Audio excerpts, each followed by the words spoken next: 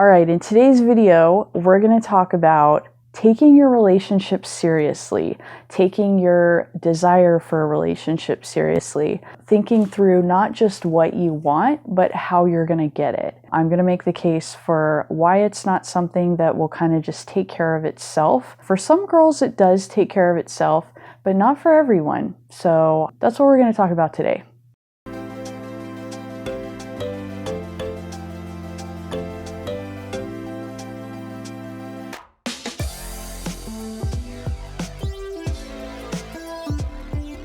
Welcome to Thomistic Womanhood. In today's video, we're going to talk about taking your relationship seriously. Some of you watching this may already take relationships very seriously. Some of you may be how I used to be and are a little more free-spirited about it.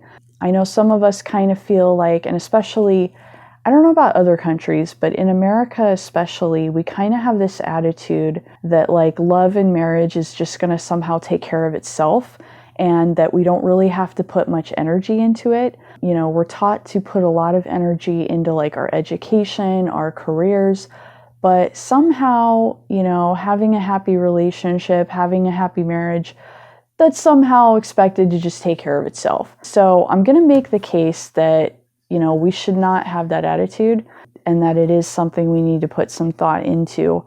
I think one of the big reasons why is because, you know, in an age of like Tinder and hookups, if we just go with the flow, it's not something that's going to happen on its own.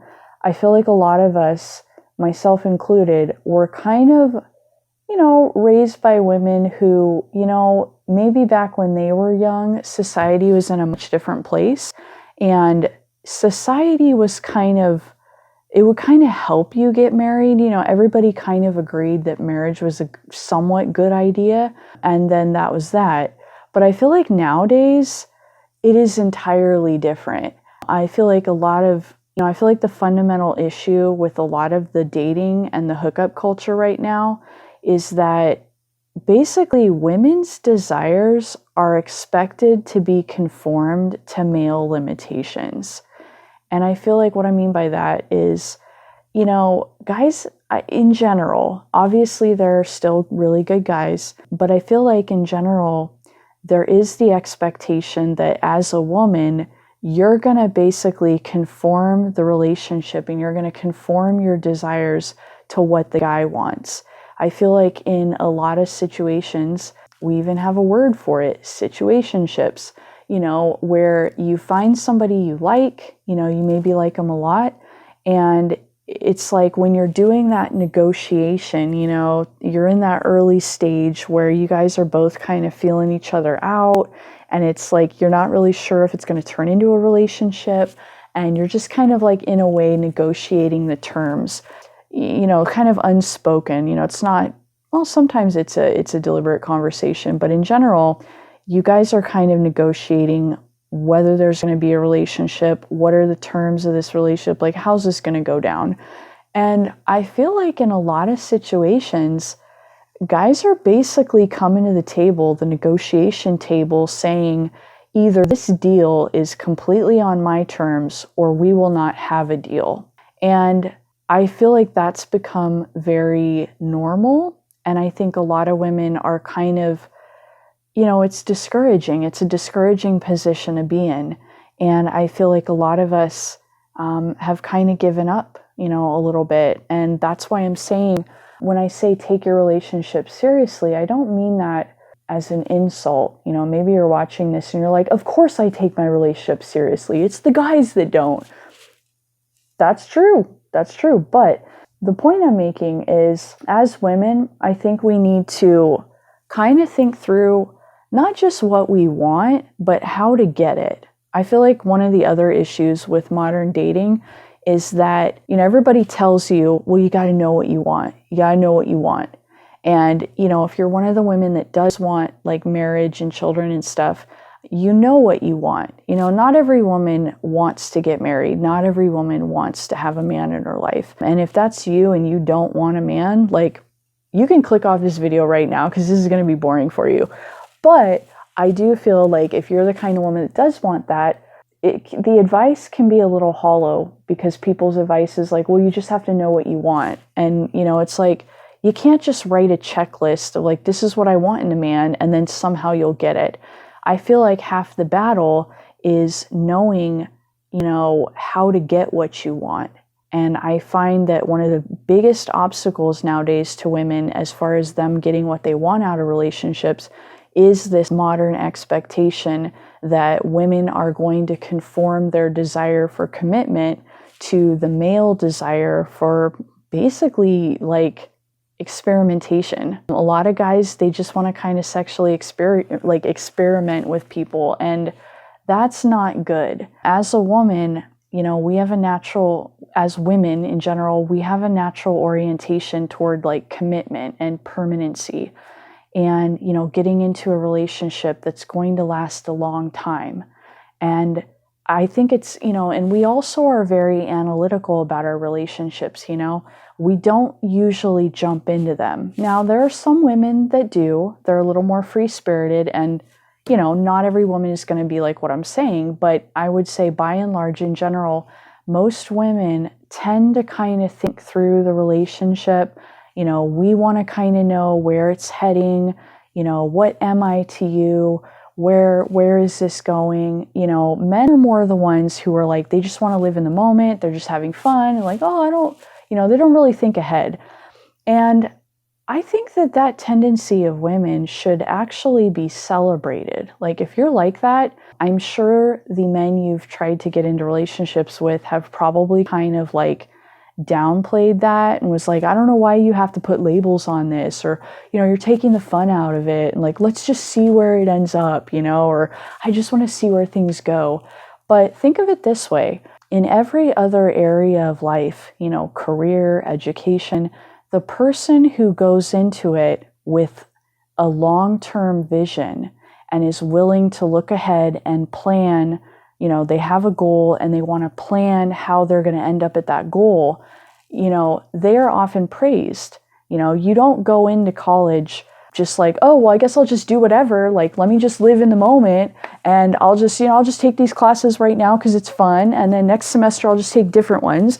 Some of you maybe did do your college that way, but I'm sure, once you graduated, you realized like, that wasn't a very good plan. But in general, the person who just kind of flies by the seat of their pants and lives it moment by moment, they're not going to have a good career. They're not going to have a proper education. And society, we all kind of agree on that. We all realize that that's like that. But yet somehow when it comes to relationships, that feminine desire to plan ahead and have a goal and know, are we on track to the goal? Versus that male desire to just kind of fly by the seat of their pants. Why is it different with a relationship? Think about that. If it's good to plan ahead in every other area of life, why is love and marriage supposed to just be this, random thing that, oh, you don't put planning into that? Really? Why? That might be why we have this huge divorce rate. Just saying. At least in America. I don't know where you are watching this, but in America, we have like a 50% divorce rate. And we also have this attitude that like, oh, it's weak to put, thought and, effort into relationships and finding good ones. Like, oh, you should just go with the flow. And I don't agree with that. But anyways, I think that's just really important. So, going back, I'm kind of going off on a tangent, but going back to what I was saying was, you have to know what you want and you have to know how to get it. And I think in addition to knowing how to get it, you have to know what obstacles are likely to trip you up. I think one of the big obstacles in America can be this belief that love is somehow, like a little side project. It's just this extracurricular thing that happens while you're living real life. And real life is your career or your job or your education, that somehow relationships are just, they're just this little thing. And I think that attitude is partly born out of fear, because I think on some level we all know how devastating a relationship gone wrong can be. And I think also, a lot of us have seen, our mothers or our aunts or maybe our grandmothers kind of lose out in love. And so that can be really scary. So I think, as a coping mechanism or a response, we will often kind of treat love as if it's a small little thing. And that's why in this video, that's kind of the premise of that is the opposite of what I'm saying in this video. When I say take your relationship seriously, I mean, and this is a concept that I feel is like really fundamental to the spirit of this channel, it is that you should take control of your love life, because nowadays men are not going to do it for you. This is like Tinder time, and you should take responsibility for what you want, and you should take them seriously, because that's the only way you're going to get it right and be happy with it. I think one of the other things too is not just taking it seriously, like you have to know how to get what you want. And I think there's really 3 phases to that. One, I think you have to understand male psychology. You have to understand how men think about dating and relationships.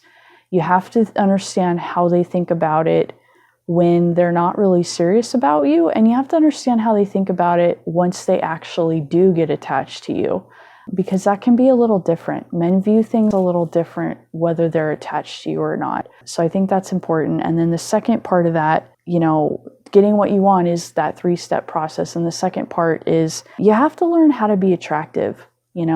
It's not just, you have to understand what men are thinking, and you have to also understand how to be attractive. You have to understand what they want.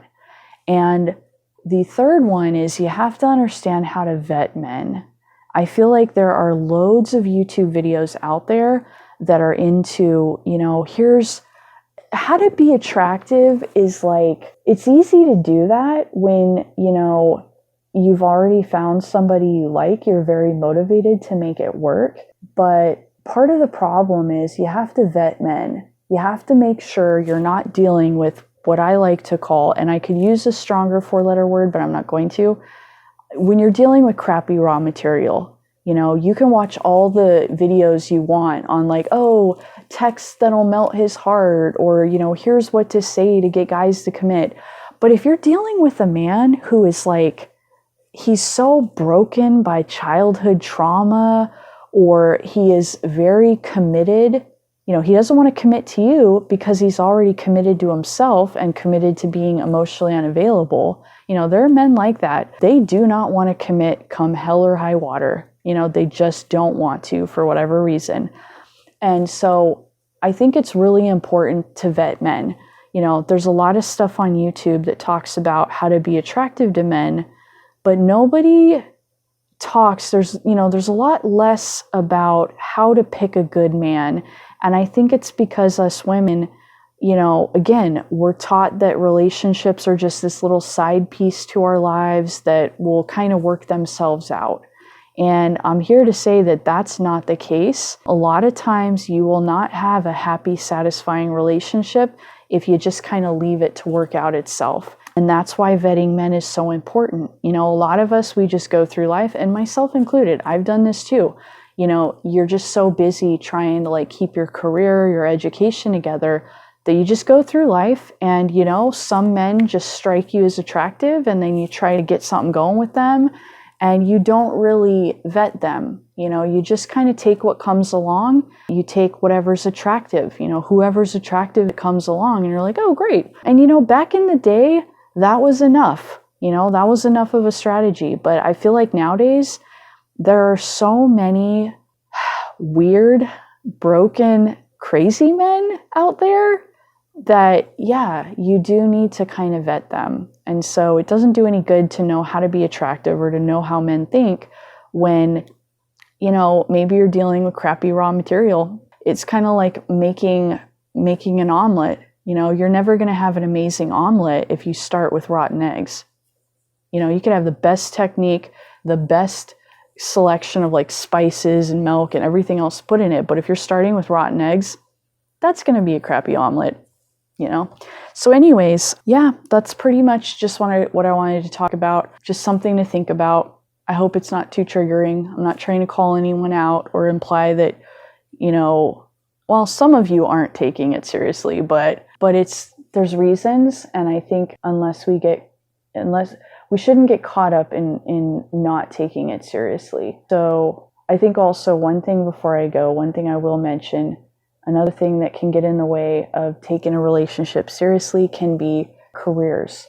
Sometimes we can get so caught up in working that we don't really look ahead at where our life is going. We can kind of think, oh, of course I want a good relationship. Oh, of course I'll meet a good guy.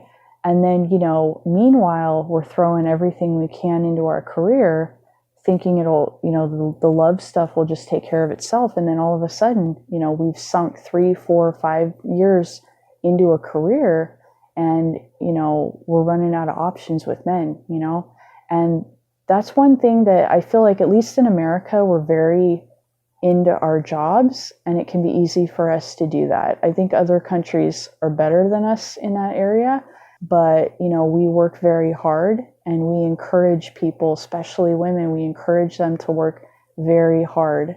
And the thing to remember is work won't love you back. You do have to put in the effort to find a good relationship. And it's really hard. When you have a demanding career, it can be really hard to put in the time to find someone. So anyways, just some thoughts, food for thought. I'm kind of just rambling, going on a tangent, I feel like, but I thought that was an important concept, that it's something we need to take seriously, that love is a serious part of our life. It can make us very miserable, but at the same time, it can make us very happy. If you get love right, you've gone so far along the way to having a good life. You've got one of the major pieces in place. If you can, find the right guy and have, happy love, not like tortured struggle love or situationship love where you never really get what you want. If you can find the right guy, then, a lot of other things fall into place. It's not everything, you still have to be your own person.